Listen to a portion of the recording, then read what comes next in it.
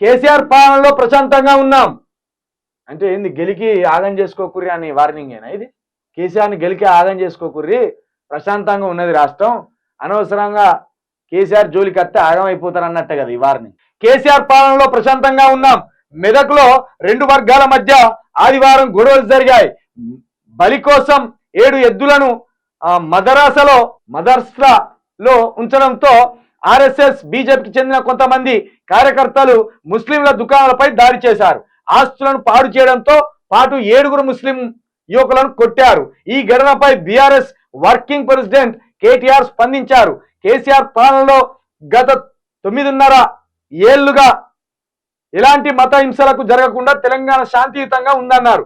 కాంగ్రెస్ ప్రభుత్వం వచ్చిన తర్వాత ముందస్తు ఎలాంటి ఉత్తర్వులు ఇవ్వడం లేదని పేర్కొన్నారు.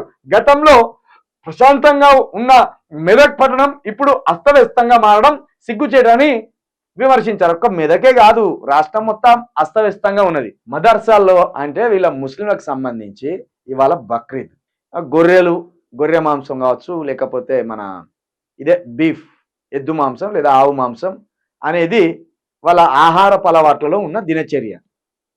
ఇప్పుడు ఇక్కడ 7 ఎద్దులను తరలిస్తాననే నెపంతో ఆర్ఎస్ఎస్ వాళ్ళు, బీజేపీ వాళ్ళు ఇట్లా ముస్లింల మీద దాడికి తెగపడ్డారు. ఆర్ఎస్ఎస్ వాళ్ళు మన దగ్గర కూడా తయారైన వాళ్ళు. ఈ ఆర్ఎస్ఎస్ వాళ్ళు ఎక్కడో ఉత్తరప్రదేశ్ నుండి వచ్చిన వాళ్ళు కాదు, మన బీసీ బిడ్డలో, ఎస్సీ బిడ్డలో తెలవకాలకు వేయిండ్లు ఆర్ఎస్ఎస్ భావజాలను నింపుకున్నారు.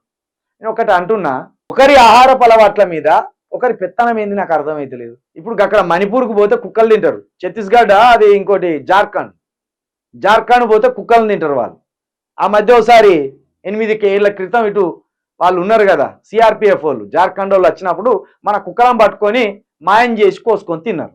అంటే భారతదేశమే ఒక భిన్నమైన సంస్కృతి కలిగిన దేశం ఇది.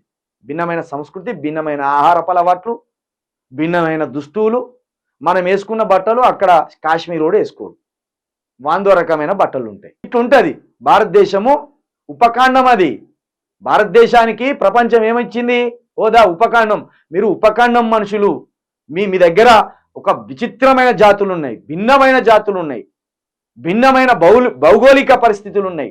మన వాతావరణం వేరే ఉంటుంది, కాశ్మీరోడి వాతావరణం వేరే ఉంటుంది, మన వాతావరణం వేరే ఉంటుంది, పంజాబోడి వాతావరణం వేరే ఉంటుంది. వాతావరణాలు కూడా చేంజ్ ఉంటాయి. ఒక దేశంలో ఒకే రకమైన వాతావరణం ఉంటుంది, కానీ మన దగ్గర మాత్రం భిన్నమైన వాతావరణాలు ఉంటాయి. ఒక రాష్ట్రంలో ఉన్న వాతావరణం మన రాష్ట్రంలో ఉండేది, ఒక రాష్ట్రంలో తినే ఆహారం మనం తినలేము, ఒక రాష్ట్రంలో వేసుకునే దుస్తులు మనం వేసుకోలేము.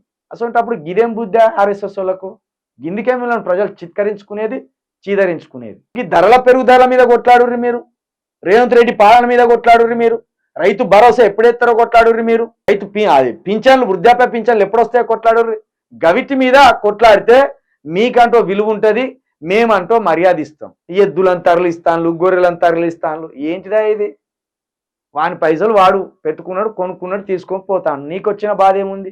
నువ్వు నిజంగానే కొన్ని వేల ఎడ్లను తరలిస్తాను, లక్షలాది ఎడ్లను కావాల్సుకొని తరలిస్తాను అంటే నువ్వు పట్టుకున్నావు అందం. ఇవాళ వాళ్ళ పండుగ, వాళ్ళు అదే ఆహారం తింటాడు, నీకు వచ్చిన బాధ ఏమున్నది? ఇది పద్ధతి కాదు.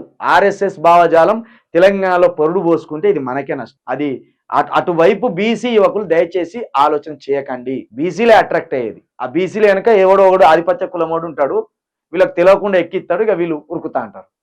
దయచేసి అది మంచిది కాదు.